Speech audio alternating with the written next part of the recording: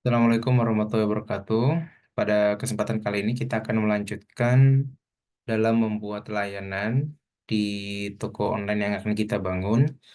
Jadi layanan selanjutnya yakni layanan pengguna atau user ya. Tentu setiap aplikasi itu pasti punya user untuk autentikasi, misal untuk login gitu ya. Ketika di suatu halaman sessionnya masih mengatakan bahwa dia adalah user yang valid dan sebagainya. Ya. Kita akan coba bikin layanan ini.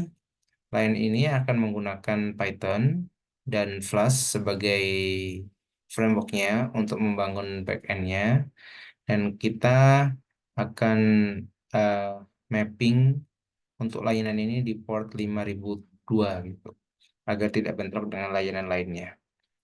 Kemudian seperti pada layanan yang lain, kita memang tidak menspesifikkan database-nya, tetapi idealnya memang harus ada database yang eh, berada di layanan ini ya, karena tadi ya salah satu ciri dari microservice adalah layanan itu adalah independen ya, baik secara teknologinya, eh, back-end-nya, program apa, database-nya dan sebagainya. Nah, kita akan membuat user di sini ya, kita akan bikin define suatu variabel, list of dictionary. Jadi ada banyak user yang ada berada di sini ya. Ini hanya sekedar contoh.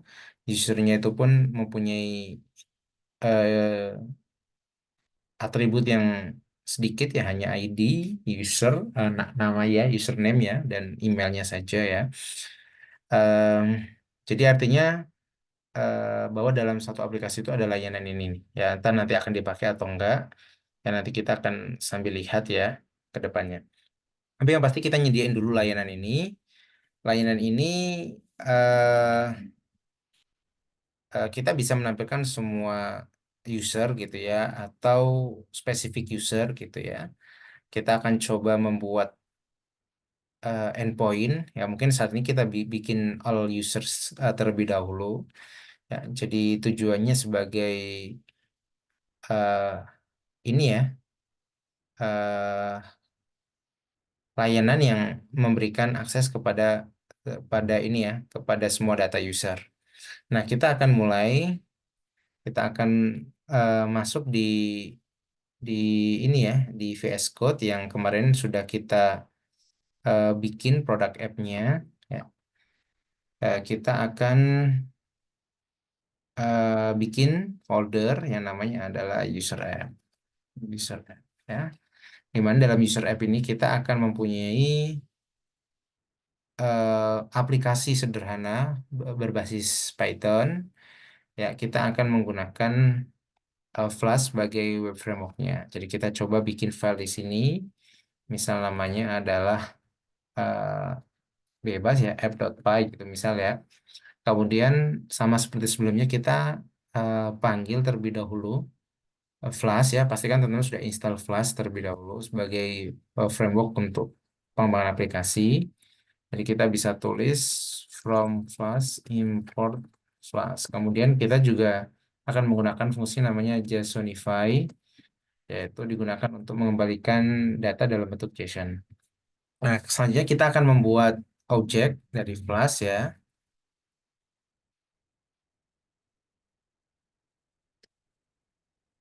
Oke, kemudian kita akan mulai membuat endpoint. Endpointnya ini eh, kita bikin sederhana dulu, tadi hanya satu saja untuk menampilkan semua user ya. Tapi sebelum itu kita akan eh, bikin data dummy terlebih dahulu. Seharusnya adalah mengambil data dari database yang sudah kita provide. Tapi karena tadi kita di sini hanya simulasi, tidak sampai sangat dalam gitu, kita akan gunakan data yang ini tadi ya. Jadi kita akan membuat eh, suatu variabel namanya users ya, users. Kemudian di sini ada dictionary, dua dictionary ya, ID, nama, sama email ya. Di mana jadi di sini ada ID, kemudian misal ID-nya satu, kemudian nama, di mana namanya di sini adalah ya biar mudah kita tulis user satu atau apapun itu ya. Nah, misal kita ganti name user satu, kemudian email eh, email user satu at eh, gmail.com gitu misalnya. Ini adalah satu user ya, sedangkan kita ingin membuat beberapa user ya kita cukup tambahkan hal yang serupa. Kita bisa copy di sini, bisa copy. Misal ada user yang kedua, namanya adalah user 2, emailnya adalah user 2 seperti ini. Nah, kita sudah siap ya, sudah punya datanya. Soalnya kita akan gunakan perintah namanya adalah eh root gitu ya, root ya. Seperti ini ya. Kalau teman-teman sudah install extension Flash, nah kalau kita enter seperti ini dia akan memberikan template untuk ini ya, untuk kita gitu ya, untuk kita.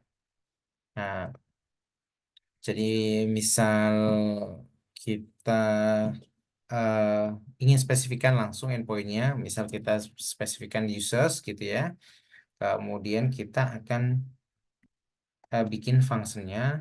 Di sini adalah misal get users. Jadi saat endpoint ini dijalankan, maka function ini akan dipanggil gitu ya. Kemudian kita cukup langsung saja return return apa? Return dari usernya tadi menggunakan JSONify usersnya. Seperti ini saja mungkin saya kira cukup ya. Jadi nanti ketika kita nanti ada kebutuhan kita akan bisa tambahkan di layanan ini. Ya, harusnya memang fungsi apa layanan pengguna sangat penting ya seperti untuk autentikasi, kemudian untuk hal yang lain gitu ya. Misal setiap transaksi tentu tentu butuh user dan sebagainya. Tapi eh, sejauh ini kita cukup bikin seperti ini dulu gitu. Artinya kita memang menyiapkan layanan untuk user tadi. Oke, kemudian selanjutnya kita akan panggil ya if name. Nah, ini agar kita bisa memanggil file ini sebagai script ya. apps.run, apps.run, kemudian kita misalnya tulis port dan kita harus ini kan apa tuh namanya? Kita akan spesifikkan portnya mau port berapa. Jadi kalau misal kita tadi ingin portnya di port 5000, 5002, maka kita harus spesifikkan. Karena kalau tidak, secara default dia akan me- menggunakan port 5000 ya. Oke, selanjutnya kita bisa langsung coba. Kita bikin ini baru ya.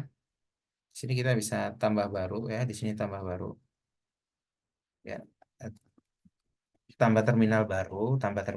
Di sini kita akan coba jalankan cd user app ya.